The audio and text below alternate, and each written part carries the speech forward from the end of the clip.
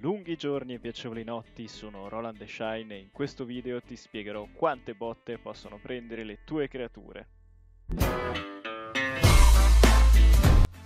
Le creature hanno diverse caratteristiche difensive e la somma di queste ne determina quanto effettivamente sono resistenti o tankose, come si dice nel gergo. Dunque, le statistiche difensive sono i punti vita, la difesa, la resistenza e io aggiungerei anche la velocità. I punti vita sono la statistica più semplice, più li incrementi, più la tua creatura è capace di sopportare danni avversari. L'unica cosa è capire quando è il caso di usare dei glifi con la statistica principale in percentuale e quando è meglio usare glifi con statistiche piatte, ovvero non in percentuale. Per questo si è calcolato il cosiddetto numero magico, lo chiamano nell'ambiente, che è 6063 punti vita. Se il tuo mostro o la tua creatura di base ha più di 6063 punti vita, usa glifi in percentuale. Se invece è inferiore, vai ad utilizzare glifi piatti.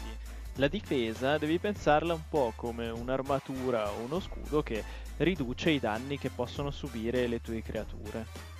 Questa riduzione avviene con un andamento logaritmico che ha diverse implicazioni.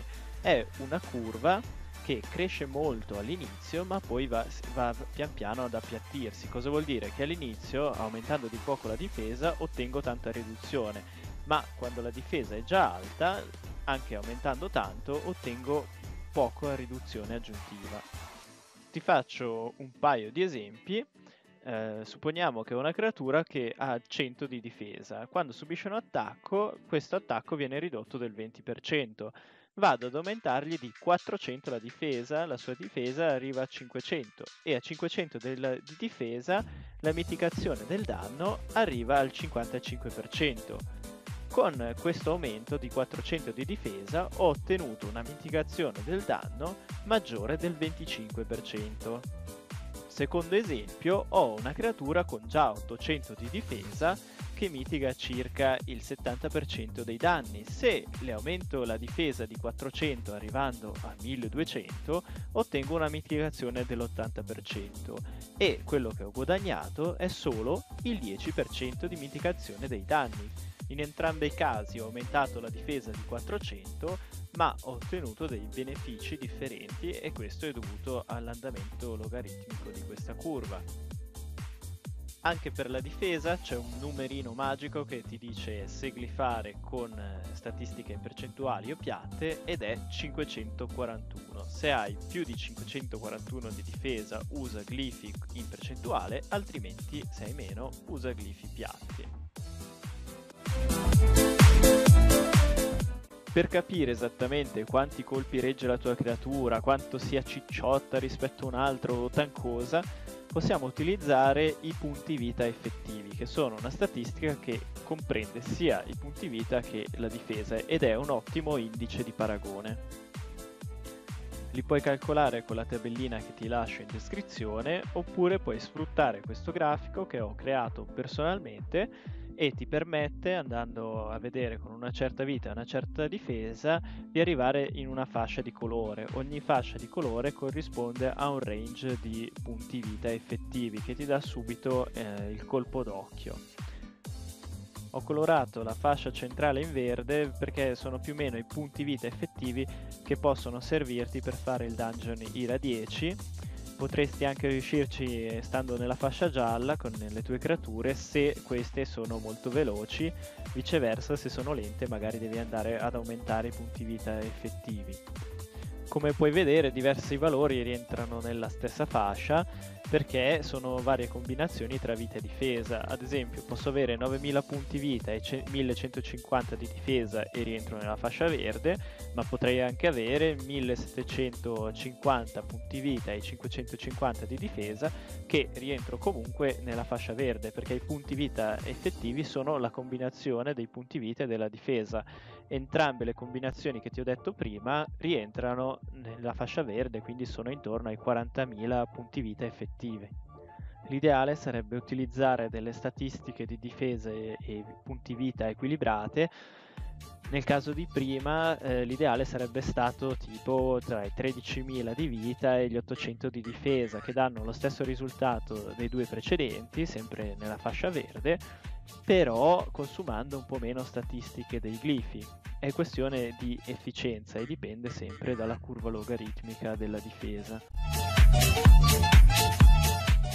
La velocità è una delle statistiche dominanti nei giochi a turni come Elemental Guardians e influenza anche le statistiche difensive, perché più le tue creature sono veloci, più turni guadagnano rispetto ai nemici, più volte attaccano e meno volte vengono colpite. È come dire, se un mostro molto veloce attacca 3 volte subisce un colpo, attacca 3 volte subisce un colpo, invece se un mostro lento attacca una volta subisce un colpo, attacca una volta subisce un colpo. In pratica a pari turni quello più lento subisce molti più colpi. Oltre che pensate ai curatori veloci che possono curare più volte il vostro team, quindi curatori e mostri di supporto devono essere sempre veloci, mentre chi fa danni può essere anche un pochino più lento. Un team con le velocità ben calibrate e l'ordine dei turni ben stabilito può abbassare di molto i requisiti in punti vita effettivi. L'ultima statistica che andiamo a trattare è la resistenza e sostanzialmente serve per evitare di subire effetti negativi dagli avversari. Quindi è un po' l'antagonista della precisione. La precisione serve per riuscire a mettere gli effetti negativi sui nemici, mentre la resistenza serve per non subirli. E anche se non impatta direttamente sulla vita effettiva, è comunque da considerare soprattutto per certe unità, ad esempio i mostri che devono resuscitare gli alleati. Non vuoi che rimangano bloccati perché non hanno abbastanza resistenza, vengono storditi, congelati o quant'altro, gli metti un po' di resistenza così che possano rivivere l'alleato. Stessa cosa con i mostri che devono mettere immunità oppure quelli che devono dare altri buff importanti al tuo team. Per concludere ti svelo un mio piccolo segreto che sfrutta i punti vita effettivi e c'entra con tutte quelle unità che hanno abilità che rubano la vita oppure che equipaggiano un set ruba vita.